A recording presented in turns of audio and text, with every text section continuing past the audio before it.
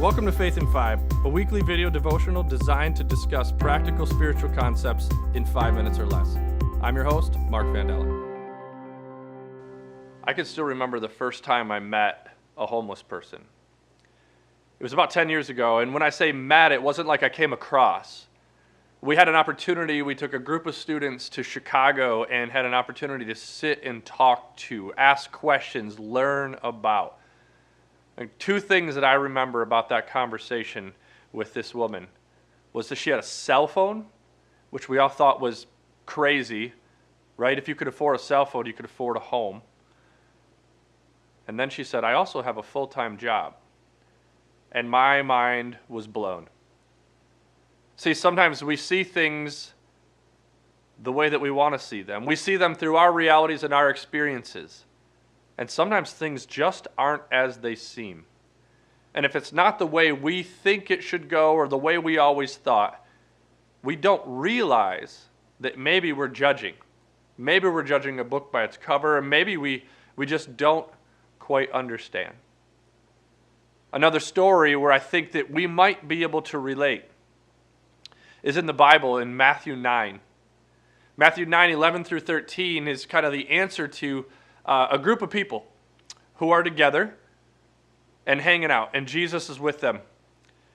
And when the Pharisees, the religious people, when they saw Jesus hanging out with this group of people, the Message version says it this way, which I think is the way we might say it. It says that they had a fit, and they lit into Jesus and his followers, and they said, what kind of example is this from your teacher? Acting cozy with crooks and riffraff. Now, we may not say crooks and riffraff, but I can admit that I look into the relationships of others.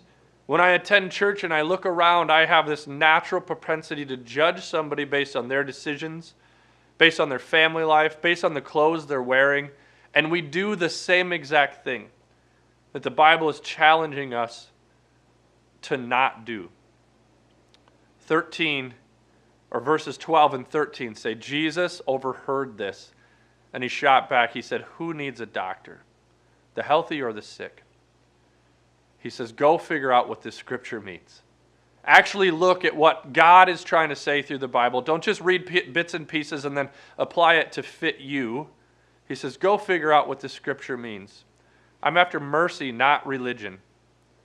I'm here to invite outsiders, not coddle the insiders. I told you that story about this homeless woman that I met because I had an impression and assumption that somehow I was better. Somehow I had more work ethic. Somehow I made better decisions. And when I heard about her story, it had very little to do. Now, there are probably some examples, and you could argue that, but I don't think she's an outlier. The reason I tell you that story now is because the story of Christmas is the story of this woman that we met. The story of Christmas is the story of the crooks and the riffraff.